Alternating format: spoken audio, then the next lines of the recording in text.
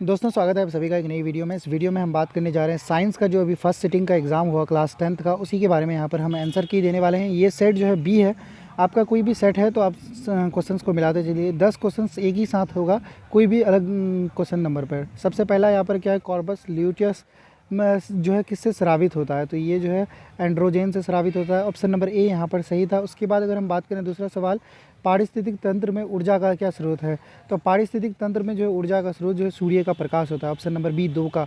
ठीक है, यहाँ पर कुछ सवालों को हम स्किप करते हुए भी चलेंगे। तो यहाँ पर तीसरा सवाल क्या है कि मानव उद्भव जो है स्थान है, यानी कि इसका उत्पत्ति कहाँ से हुआ था, तो अफ्रीका। ऑप्शन नंबर सी यहाँ पर सही हो जाएगा। ठीक है, उसके बाद चौथा सवाल क्या है कि निम्नलिखित में से कौन जो है लैंगिक जनन संचारित रोग है। ठीक है, तो एड्स जो है लैंगिक जनन एक संचारित रोग है। उसके बाद पाँचवा सवाल क्या है कि मानव गुर्दे का आकार क्या होता है, तो मानव गुर्दे का आकार जो है सेम के बीज के आकार होता है, यानी कि बीम सेट के आकार का होता है। ऑप्शन नंबर सी 5 का था। यहाँ पर किशोर अवस्था में होने वाले शारीरिक परिवर्तन का कारण क्या है, तो यहाँ पर ऑप्शन नंबर डी सही हो जाएगा। ए और बी, टेस्टोस्टेरोन और एंड्रोजन, ये दोनों जो है किशोर अवस्था में होने वाले परिवर्तन, जो शारीरिक परिवर्तन होता है, इसी का कारण होता है। उसके बाद अगला सवाल क्या है कि यौन परिपक्वता की अवधि को क्या कहा जाता है। यौन की परिपक्वता की अवधि को जो है यौनारंभ कहा जाता है। ऑप्शन नंबर बी यहाँ पर सही था। ठीक है, उसके बाद यहाँ पर आठवां सवाल क्या है कि ओजोन परत का मुख्य ह्रास किसके द्वारा होता है। देखिए, वैसे तो वो प्रदूषण के द्वारा होता ही है, बाकी अगर आपसे पूछा जाए कि यहाँ पर कौन सा हो जाएगा, तो CFC होगा। ठीक है, क्लोरोफ्लोरोकार्बन के कारण जो है ओजोन परत का ह्रास होता है। उसके बाद ओजोन का आणविक सूत्र क्या होता है, तो ये काफ़ी ईजी है, O3 हो जाएगा। यहाँ पर ये तो सवाल को गलत कर दिया है। ठीक है, O3 यहाँ पर सही हो जाएगा। ऑप्शन नंबर बी 9 का। उसके बाद 10वां सवाल क्या है कि pH का कौन सा जो है मानक क्षार विलयन को जो है निरूपित करता है। क्षार क्या होता है, जो 7 से अधिक होगा, तो 7 से अधिक यहाँ पर 13 है। ऑप्शन नंबर सी यहाँ पर सही हो जाएगा। 11वां का क्या है कि जल के आणविक में हाइड्रोजन और ऑक्सीजन का अनुपात क्या होगा, 2:1। ऑप्शन नंबर बी 11 का सही हो जाएगा।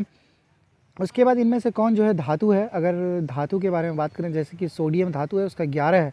इसका इलेक्ट्रॉनिक विन्यास करेंगे तो 2, 8 और 1 होगा, यानी कि 1 ये देगा, देने के बाद ये जो है धनात्मक होगा। इसी तरह अगर हम 12 को देखेंगे तो ये 12 है, इसमें लास्ट में 2 होगा, ये भी अपना जो है इलेक्ट्रॉन को त्याग करेगा। जो त्यागता है वो जो है धातु होता है। ऑप्शन नंबर बी यहाँ पर सही हो जाएगा। ठीक है, उसके बाद 13वां सवाल क्या है कि अम्लीय विलयन ऑक्साइड के जो है pH मान कितना होता है। अम्ल का जो है 7 से कम होगा, तो 7 से कम यहाँ पर सिर्फ 1 है। काफ़ी इजी सवाल पूछा गया है। अगर हम यहाँ पर बात करें 14वें सवाल के बारे में, सबसे कठोर जो है प्राकृतिक पदार्थ कौन सा होता है, तो हीरा जो है सबसे कठोर पदार्थ होता है। ठीक है, कोयला यहाँ पर नहीं होगा। उसके बाद सिल्वर ऑक्साइड का रंग कैसा होता है, तो पीला जो है सिल्वर ऑक्साइड का रंग होता है। ठीक है, उसके बाद 16वां सवाल क्या है कि श्वसन किस प्रकार का रासायनिक अभिक्रिया, तो उष्माक्षेपी अभिक्रिया होता है श्वसन। उसके बाद नेत्र के द्वारा कौन सा प्रतिबिंब बनता है, तो वास्तविक, उल्टा और बड़ा प्रतिबिंब बनता है। ऑप्शन नंबर ए यहाँ पर सही हो जाएगा। उसके बाद 18वां सवाल क्या है कि विद्युत परिपथ में विद्युत धारा को मापने के लिए क्या उपयोग किया जाता है। विद्युत परिपथ में विद्युत धारा को मापने के लिए जो है किसका उपयोग किया जाता है, तो यहाँ पर अमीटर का उपयोग किया जाता है। उसके बाद निम्नलिखित में से कौन जो है विद्युत शक्ति को निरूपित करता है, तो विद्युत शक्ति को यहाँ पर पावर हो जाएगा, तो I² हो जाएगा। ठीक है, ऑप्शन नंबर सी यहाँ पर सही हो जाएगा। उसके बाद देखिए, कोई सवाल यहाँ पर थोड़ा सा आंसर इसका गलत भी हो सकता है। अगर जो भी क्वेश्चंस का आंसर गलत होगा तो उसको आपको नीचे कमेंट बॉक्स में मिल जाएगा कि उसका सही आंसर क्या है। अगर आपको कोई लगता है कि कोई गलत है तो आप नीचे कमेंट बॉक्स में बता सकते हैं, मैं उसका उत्तर ज़रूर देने की कोशिश करूँगा। निम्नलिखित में से किसी वस्तु का वास्तविक प्रतिबिंब कौन बना सकता है, तो वास्तविक प्रतिबिंब जो है अवतल लेंस बना सकता है। उसके बाद यहाँ पर अगला सवाल क्या है कि किसी बिंदु वस्तु से निकलकर किरणें जो है लेंस से अपवर्तित होगी। मान लीजिए कि यहाँ से निकला, इस लेंस से होकर के जहाँ यहाँ पर आकर के अगर एक जगह जमा होगा तो इसको क्या कहा जाता है, तो फोकस कहा जाता है। ऑप्शन नंबर सी यहाँ पर सही हो जाएगा 21 का। उसके बाद 22 में क्या होगा, फोटोग्राफिक कैमरे में का जो है अभिदृश्य होता है, तो अवतल लेंस का बना होता है।